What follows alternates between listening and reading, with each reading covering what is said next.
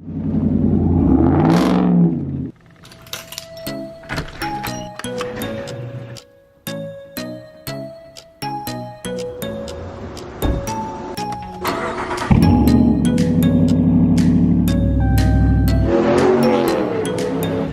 up, everybody? Welcome to Hammerdown Motorsports. If you guys are new to the channel, my name is Steve Fast, and here we are in the 2019 Ram Rebel. And yes, we did find our first thing that I think I might have to take back to the dealership for warranty. So I'm going to show that to you guys now. Let's do a little off-roading, go over the grass here a bit, see if we can get this thing to make the sound that it's been doing. Go through the trees a little bit.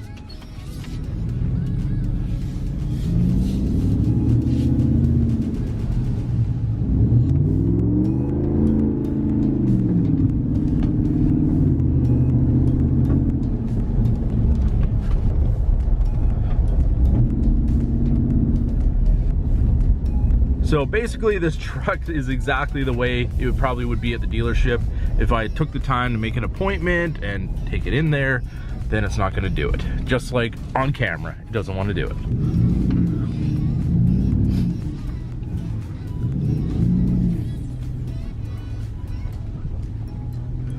You can hear a little bit of squeaking in the back, but I'm not hearing the big clunk anymore. And pretty much every time I went across the driveway, it would be like dunk over here on the passenger side. And it was really hard to tell whether it was in the front or the rear, but they did tighten up the sway bar at the dealership the last time I was there on the right front. So it may be something in the rear, not entirely sure. This is usually where it does it. Yep. Just slightly. Just a slight little clunk over here. But before I make an appointment, I'm definitely going to be taking it onto the lift and kind of just checking, making sure everything is tight as far as sway bar lengths and all that stuff goes, because that's probably our issue.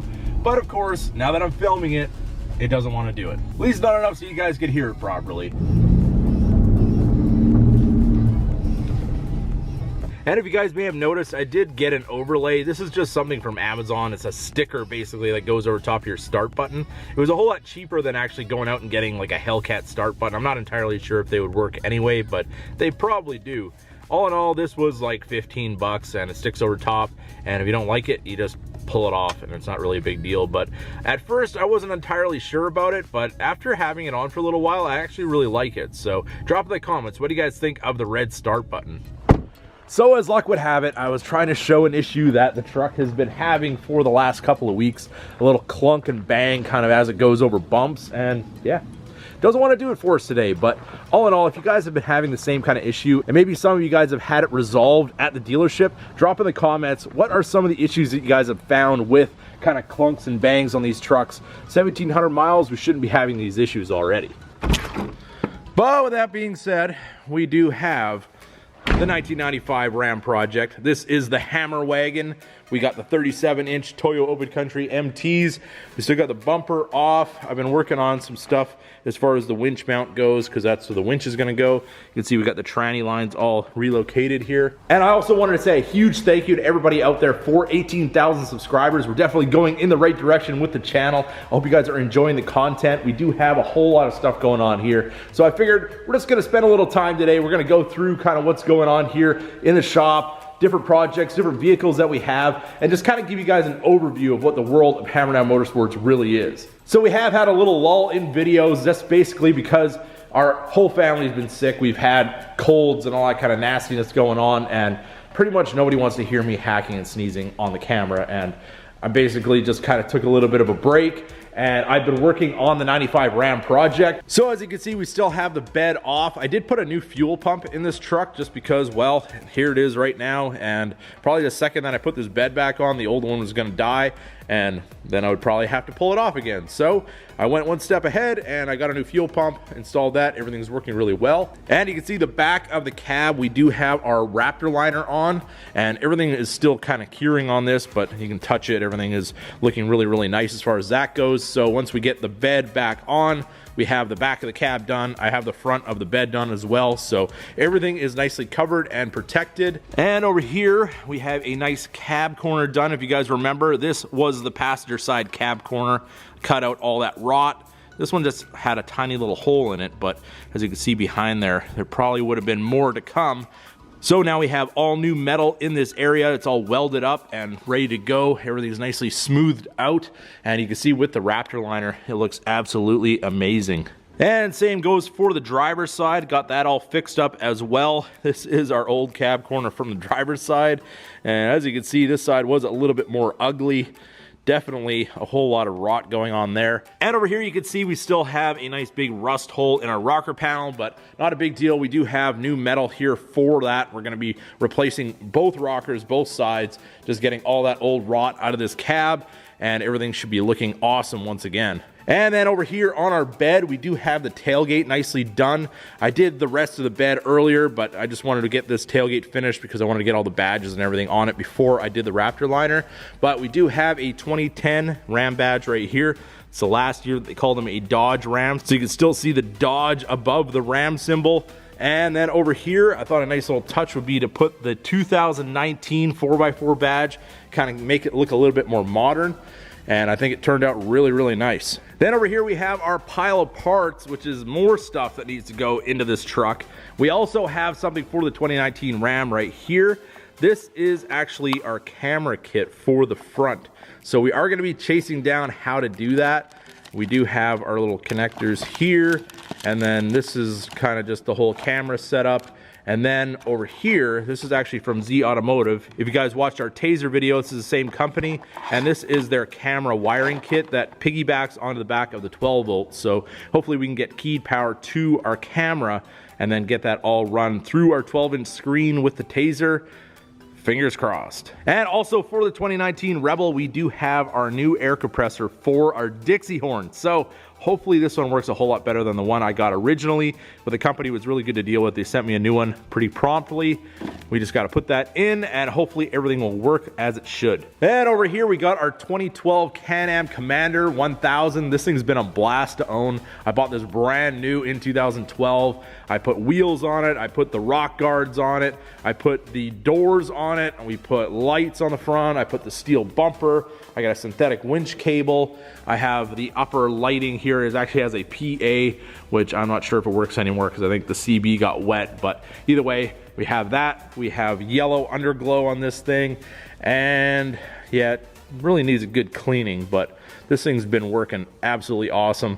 Going through the bush, this thing's pretty much unstoppable. And over here, we replaced the Porsche Boxster with a pile of drywall, and we have some progress up in the mezzanine. Take you guys up there, kind of show you what we got going on. Things are happening over here at the shop, and I know, yeah, it's a big mess, but yeah, we're gonna get that cleaned up. Don't worry about it.